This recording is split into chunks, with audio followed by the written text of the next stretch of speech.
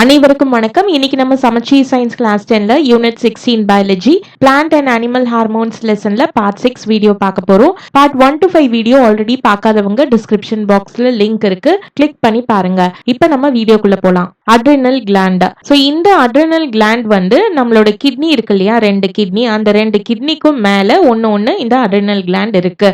இது வந்து கிட்னிக்கு மேல இருக்கிறதுனாலயே இதை வந்து சுப்ரா ரீனல் கிளாண்ட்ஸ் அப்படின்னு சொல்றோம். சுப்ரா அப்படின்னா மேல அப்படின்னு அர்த்தம், ரீனல் அப்படிங்கிறது கிட்னி. சோ கிட்னிக்கு மேல இருக்கிறதுனால இத சுப்ரா ரீனல் கிளாண்ட்ஸ் அப்படின்னு சொல்லலாம். சோ இந்த அட்ரினல் கிளாண்ட்ஸ்ல பார்த்தோம்னா 2 டிஸ்டிங்க்ட் ரீஜன்ஸ் இருக்கு. ஒன்னு வந்து அவுட்டர் கார்டெக்ஸ், அட்ரினல் கார்டெக்ஸ், இன்னொன்னு வந்து இன்னர் மெடுலா. சோ இந்த 2 ரீஜனுமே வந்து பார்க்கிறதுக்கும் சரி அதோட ஃபங்க்ஷன்ஸும் வந்து டிஃபரெண்டா இருக்கு. சோ இந்த பிக்சர்ல நீங்க பாக்குறீங்க இல்லையா, வெளியில வந்து லைட் பீச் கலர்ல இருக்கு இல்லையா, அது வந்து அட்ரினல் கார்டெக்ஸ். உள்ள இருக்கிற அந்த பிரவுன் கலர் வந்து adrenal medulla. First adrenal cortex பத்தி பார்க்கலாம். இந்த அட்ரினல் கார்டெக்ஸ்ல வந்து 3 லேயர்ஸ் இருக்கு.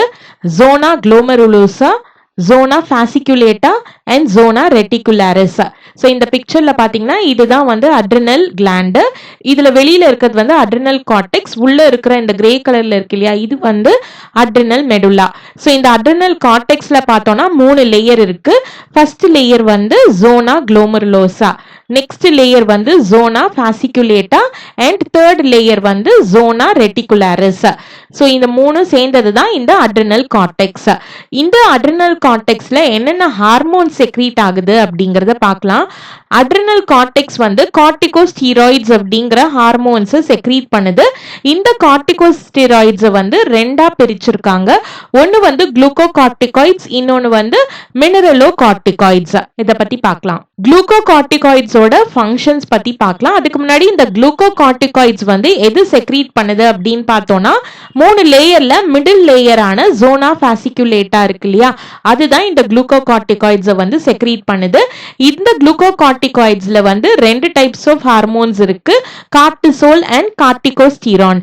சோ இதோட ஃபங்க்ஷன்ஸ் பார்த்தோம்னா நம்ம பாடியில carbohydrate, protein and fat metabolism இந்த குளுக்கோகார்டிகாய்ட்ஸ் ரெகுலேட் பண்ணுது.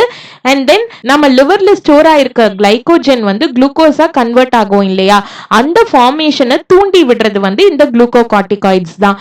அது மட்டும் இல்லாம இந்த குளுக்கோகார்டிகாய்ட்ஸ் நம்ம பாடியில anti inflammatory and anti allergic ஏஜென்ட்டா வந்து ஆக்ட் பண்ணுது. அதாவது நம்ம பாடியில அலர்ஜி வராம அண்ட் வீக்கம் வராம இருக்கிறதுக்கு இந்த ஹார்மோன் வந்து ஹெல்ப்ஃபுல்லா இருக்கு. நெக்ஸ்ட் மினரலோகார்டிகாய்ட்ஸோட ஃபங்க்ஷன்ஸ். அதுக்கு முன்னாடி இந்த மினரலோகார்டிகாய்ட்ஸ் வந்து எங்க செக்ரீட் ஆகுது அப்படின்னு பார்த்தோம்னா அட்ரினல் கார்டெக்ஸோட அவுட்டர் லேயரான ஜோனா குளோமெருலோசா தான் இந்த மினரலோகார்டிகாய்ட்ஸ் செக்ரீட் பண்ணுது. இதுல இருக்கக்கூடிய ஹார்மோன்ஸ் வந்து ஆல்டோஸ்டிரான். இந்த ஆல்டோஸ்டிரான் ஃபங்க்ஷன்ஸ் பார்த்தோம்னா நம்ம பாடியில ரீனல் டிபியூல்ஸ் இருக்கு இல்லையா, அதாவது கிட்னில டிபியூல்ஸ் இருக்கும் இல்லையா, நெஃப்ரான்ல, அந்த டிபியூல்ஸ்ல சோடியம் அயான்ஸ் ரீஅப்சர்வ் பண்றதுக்கு இந்த ஹார்மோன் ஹெல்ப்ஃபுல்லா இருக்கு. அது மட்டும் இல்லாம நம்ம பாடியில அதிகமான பொட்டாசியம் அயான்ஸ் வந்து வெளியேற்றுறதுக்கு இந்த ஹார்மோன்ஸ் வந்து காரணமா இருக்கு. இந்த ஹார்மோன்ஸ் வந்து நம்மளோட பாடியில எலக்ட்ரோலைட் பேலன்ஸ், அதாவது நம்ம பாடி ஃப்ளூயிட் அண்ட் சால்ட் வந்து பேலன்ஸ்டா வச்சுக்குது. அண்ட் தென் நம்ம பாடி ஃப்ளூயிடோட வால்யூம் ரெகுலேட் பண்ணுது. இந்த ஹார்மோன்ஸ் நம்மளோட osmotic pressure and blood pressure ரெண்டுத்தையுமே இந்த ஹார்மோன்ஸ் வந்து ரெகுலேட் பண்ணுது. More to know. So cortisol hormones எடுத்துக்கிட்டோம்னா இது வந்து நம்ம பாடியை லிவிங் கண்டிஷன்ல வச்சுக்கிறதுக்கு ஹெல்ப்ஃபுல்லா இருக்கு. இந்த cortisol hormones as a whole, எல்லா கார்டிசோல் ஹார்மோன்ஸும் சேர்ந்து இப்போ நம்ம வந்து ரொம்ப ஸ்ட்ரெஸ்டா இருக்கோம் அப்படின்னா அதனால நம்ம பாடி ரொம்பவே அஃபெக்டடா இருக்கும். சோ அந்த கண்டிஷன்ல இருந்து நம்ம பாடியை மீண்டு கொண்டு வரது வந்து இந்த ஹார்மோன்ஸ் தான். சோ நம்ம பாடியை ரிகவர் பண்றதுக்கு இந்த ஹார்மோன்ஸ் ரொம்ப ரொம்ப ஹெல்ப்ஃபுல்லா இருக்கு. அண்ட் தென் நம்ம வந்து திடீர்னு ஏதாவது ஒரு ஷாக் கண்டிஷனை வந்து விட்னஸ் பண்றோம் அப்படின்னா அது நம்மளோட பாடியை வந்து ரொம்ப அஃபெக்ட் பண்ணும் இல்லையா, அந்த நேரத்துல இந்த கார்டிசோல் அதிகமா சுரக்கும். அப்போ இந்த கார்டிசோல் ஹார்மோன் வந்து நம்மளோட லைஃப் சேவிங் ஹார்மோனா இருக்கும். நம்ம லைஃபை வந்து அந்த ஷாக் கண்டிஷன்ல இருந்து சேவ் பண்ணக்கூடிய ஒரு தன்மை இந்த கார்டிசோல் ஹார்மோன்ஸ்க்கு இருக்கு. அதனாலேயே இந்த கார்டிசோல் ஹார்மோன்ஸை வந்து லைஃப் சேவிங் ஹார்மோன்ஸ் அப்படின்னு சொல்றோம். Next adrenal medulla. அட்ரினல் மெடுல்லாங்கிறது வந்து அட்ரினல் கிளாண்ட்ல இருக்கக்கூடிய இன்னர் போர்ஷனை தான் நம்ம அட்ரினல் மெடுல்லான்னு சொல்றோம். இந்த அட்ரினல் மெடுல்லால வந்து குரோமாஃபின் செல்ஸ் அப்படின்னு இருக்கு. அந்த செல்ஸ்னால தான் இந்த அட்ரினல் மெடுல்லா ஃபார்ம் ஆயிருக்கு.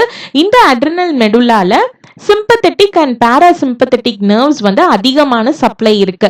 இந்த பிக்சர்ல நீங்க பாக்குறீங்க இல்லையா, இது வந்து அட்ரினல் கிளாண்ட். இதுல உள்ள இருக்கிற இந்த ரீஜனை வந்து அட்ரினல் மெடுலான்னு சொல்றோம். இதுல வந்து sympathetic and parasympathetic nerves supply அதிகமா இருக்கு. இதுல செக்ரீட் ஆகிற ஹார்மோன்ஸ் பார்த்தோம்னா 2 ஹார்மோன்ஸ் இருக்கு, எபினெஃப்ரின் அண்ட் நார் எபினெஃப்ரின். எபினெஃப்ரின் வந்து அட்ரினலின் அப்படின்னு சொல்லலாம், நார் எபினெஃப்ரின் நார் அட்ரினலின் அப்படின்னு சொல்லலாம். சோ இந்த 2 ஹார்மோன்ஸும் டுகெதர் அதை வந்து எமர்ஜென்சி ஹார்மோன்ஸ் அப்படின்னு சொல்றோம். எதனால அப்படின்னா நம்ம பாடி வந்து ஸ்ட்ரெஸ்டாகவும் இமோஷனலா இருக்கும் போது தான் இந்த ஹார்மோன்ஸ் வந்து ப்ரொடியூஸ் ஆகுது. அது மட்டும் இல்லாம இதை வந்து flight, fried and fight hormone அப்படின்னு சொல்றோம். எதனால அப்படின்னா நம்ம ரொம்ப பயப்படும் போதும் இந்த ஹார்மோன் செக்ரீட் ஆகும், இல்ல நம்ம பாடி வந்து ஏதாவது எதிர்த்து வந்து ஃபைட் பண்றதுக்கு தயாராகும் போதும் இந்த ஹார்மோன்ஸ் வந்து செக்ரீட் ஆகும். அதே மாதிரி இப்போ நம்மள ஏதாவது ஒன்று துரத்திட்டு வருது, நம்ம அந்த இடத்த விட்டு ஓடணும் அப்படின்னாலும் இந்த ஹார்மோன்ஸ் அதிகமா செக்ரீட் ஆகும். அதனாலதான் இதை flight, fried and fight hormone அப்படின்னு சொல்றோம். நெக்ஸ்ட் இந்த ஹார்மோன்ஸோட ஃபங்க்ஷன்ஸ் பார்க்கலாம். எபினெஃப்ரின் அதாவது அட்ரினலின் ஹார்மோனோட ஃபங்க்ஷன்ஸ் ஃபர்ஸ்ட் பார்க்கலாம். இது வந்து நம்மளோட லிவர் அண்ட் மசில்ஸ்ல இருக்கக்கூடிய கிளைகோஜனை குளுக்கோஸா கன்வெர்ட் பண்றது ப்ரோமோட் பண்ணுது இந்த அட்ரினலின் ஹார்மோன். நெக்ஸ்ட் நம்மளோட ஹார்ட் பீட்டையும் பிளட் பிரஷரையும் இன்க்ரீஸ் பண்ணுது இந்த அட்ரினலின் ஹார்மோன். அதுக்கப்புறம் நம்மளோட ரேட் ஆஃப் ரெஸ்பிரேஷன், அதாவது நம்ம மூச்சு விடுறோம் இல்லையா, அதை வந்து அதிகப்படுத்துது. அதாவது நார்மலா நம்ம ஒரு செகண்டுக்கு வந்து ஒரு 10-15 வாட்டி மூச்சு விடுறோம் அப்படின்னா இந்த அட்ரினலின் வந்து என்ன பண்ணும்னா இந்த ரேட் ஆஃப் ரெஸ்பிரேஷனை அதிகப்படுத்தும். ஸோ 15 வாட்டி மூச்சு விடுறதை தவிர்த்து 20-25 தடவை வந்து மூச்சு இழுத்து விடுவோம். ஸோ மூச்சு இழுத்து விடுறது வந்து அதிகமாக இருக்கும். இந்த அட்ரினலின் ஹார்மோன் வந்து இது பண்ணுது. இது எப்படி பண்ணுது அப்படின்னா நம்மளோட வின் பைப் இருக்கு இல்லையா, நம்மளோட ட்ரக்கியா அண்ட் பிராங்கை, அதாவது நம்மளோட லங்ஸ்க்கு முன்னாடி அந்த 2 பிரான்ச்சஸா பிரியும் இல்லையா, அந்த பிராங்கையும் வந்து டைலேட் பண்ணுது, அதை வந்து விரிவுபடுத்துது. So that rate of respiration, மூச்சை உள்ள இழுக்கிறதும் சரி வெளியே விடுறதும் சரி அதிகமா இருக்கும். அண்ட் நம்மளோட கண்ணுல வந்து பியூப்பிள் அப்படின்னு ஒரு பார்ட் இருக்கு இல்லையா, அதையும் வந்து டைலேட் பண்ணுது, விரிவுபடுத்துது. நெக்ஸ்ட் நம்மளோட ஸ்கின்ல வந்து பிளட் ஃப்ளோவை வந்து கம்மிப்படுத்துது. ஸோ இதெல்லாம் எதுக்காக பண்ணுது அப்படிங்கறத நான் சொல்றேன். நெக்ஸ்ட் நார் எபினெஃப்ரினோட ஃபங்க்ஷன்ஸ் பார்த்தோம்னா இது வந்து மோர் ஆர் லெஸ் சிமிலர் தான். எபினெஃப்ரினோட ஃபங்க்ஷன்ஸ் மாதிரியே தான் இந்த நார் எபினெஃப்ரினோட ஃபங்க்ஷன்ஸும் இருக்கும். ஸோ நான் ஆல்ரெடி சொன்னேன் இல்லையா, இந்த அட்ரினலினை வந்து நம்ம flight, fried or fight hormone அப்படின்னு சொல்றோன்னு. ஸோ இப்போ வந்து நம்ம ஒரு இடத்துல இருந்து ஓடுறோம் அப்படின்னா நம்மளோட மசில்ஸ்க்கு வந்து அதிகமான எனர்ஜி தேவைப்படும்.